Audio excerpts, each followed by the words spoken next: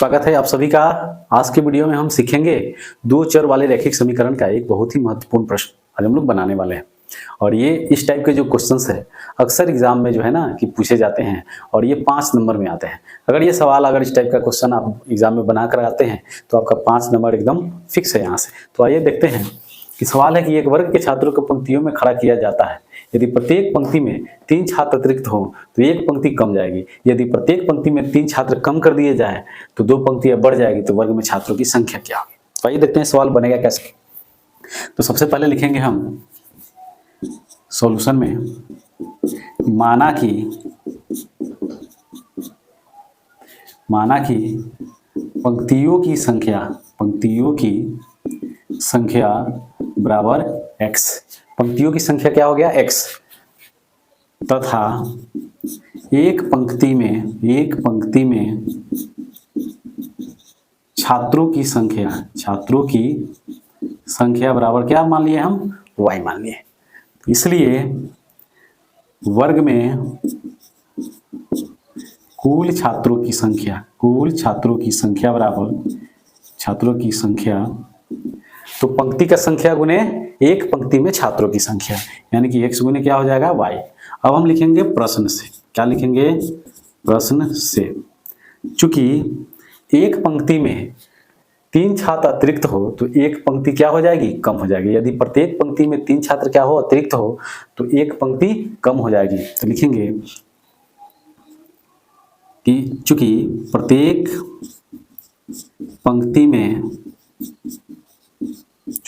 पंक्ति में 3 छात्र अतिरिक्त लिए जाते हैं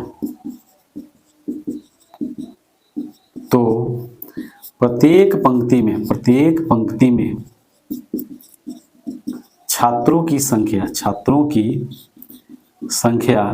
बराबर क्या हो जाएगा। एक पंक्ति में छात्रों की संख्या हम क्या माने थे y माने थे, तो छात्रों की संख्या कितना हो जाएगी y + 3।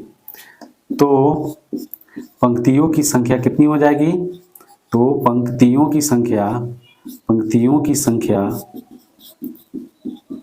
कितना हो जाएगा, एक पंक्ति कम जाएगी, यानी कि x घटाओ कितना हो जाएगा 1।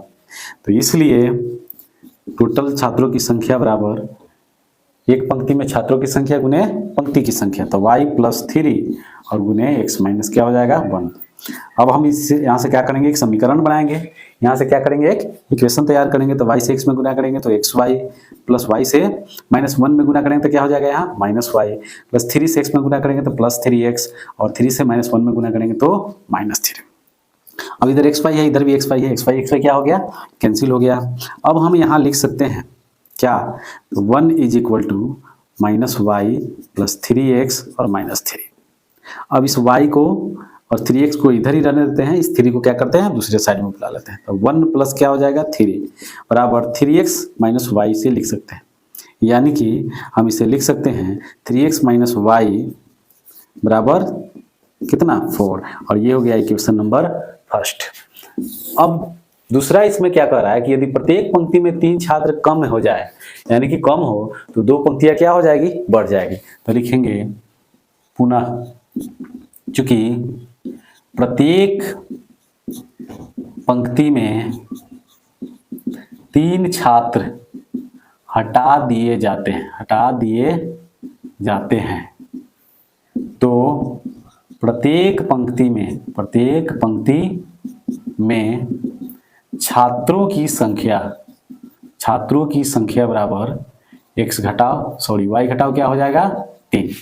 प्रत्येक पंक्ति में छात्रों की संख्या क्या हो जाएगा y घटाओ 3, तथा पंक्तियों की संख्या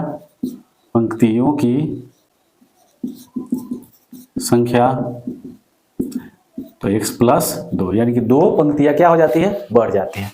तो इसलिए टोटल विद्यार्थियों की संख्या, तो टोटल छात्रों की संख्या बराबर क्या हो जाएगा, तो एक पंक्ति में विद्यार्थियों की संख्या गुने पंक्तियों की संख्या, यानी कि y घटाओ 3 गुने x जोड़ 2। या फिर इसको हम ऐसे एक समीकरण बना सकते हैं, y से x में गुना करेंगे तो xy, फिर y से 2 में गुना करेंगे तो 2y, फिर -3 से x में गुना करेंगे तो -3x, और -3 से 2 में गुना करेंगे तो -6। xy कैंसिल, इधर बच गया 1, इधर बच गया क्या 2y -3x -6।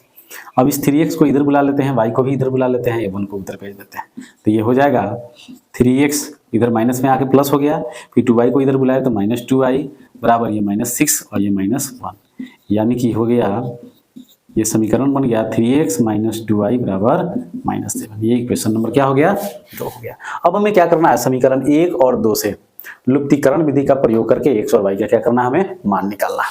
तो समीकरण x में देखेंगे कि 3x यानी कि x की संख्या कितनी है, इसमें 3 है, और इसमें भी x की संख्या कितना है, 3 है। तो हम x को ही क्या करते हैं, लुप्त कर देते हैं। तो हम लिखेंगे समीकरण 1 और घटाओ समीकरण 2 से, क्योंकि दोनों x वाला पद इसमें क्या है, पॉजिटिव है। तो घटाएंगे, चिन्ह बदलेगा तभी दोनों कैंसिल होगा, यानी कि दोनों विलुप्त होगा, नहीं तो नहीं होगा। तो लिखेंगे 3x - y बराबर 4, और ये लिखेंगे 3x - 2y बराबर कितना, -7। और घटाव में चिन्ह क्या होता है, सबका बदल जाता है। तो 3x प्लस 3x माइनस क्या हो गया, आपस में कैंसिल हो गया, और 2y प्लस में है और y माइनस में है। तो 2y में से y माइनस होगा तो कितना बच जाएगा, y, और इधर क्या हो जाएगा 11, यानी कि y का मान कितना आ गया, 11। अब ये y बराबर 11 समीकरण 1 या 2, आपको जिसमें इच्छा हो उसमें आप रख सकते हैं। तो हम 1 में ही रख लेते हैं। समीकरण 1 में रखने पर y का मान क्या करना है, हमें समीकरण 1 में रखना है। तो समीकरण 1 है क्या, तो 3x - y बराबर 4। यहाँ लिखेंगे 3x माइनस y का मान कितना रखना है, 11 बराबर क्या हो जाएगा, 4, यानी कि 3x बराबर हो जाएगा 4 + 11, यानी कि 3x बराबर हो जाएगा कितना, 15। 3 से कितना बार में, 5 बार में, तो इसलिए x का मान कितना आ गया, 5। अतः वर्ग में छात्रों की कुल संख्या क्या माने थे हम, x गुने y। वर्ग में छात्रों की कुल संख्या क्या माने थे, x गुने y। तो x का वैल्यू कितना आया है, 5, और गुने y का वैल्यू कितना आया है, 11। दोनों मिलके कितना हो जाएगा, 55। और यही हो गया आपका आंसर, यानी कि छात्रों में, वर्ग में छात्रों की कुल संख्या कितना हो जाएगा, 55।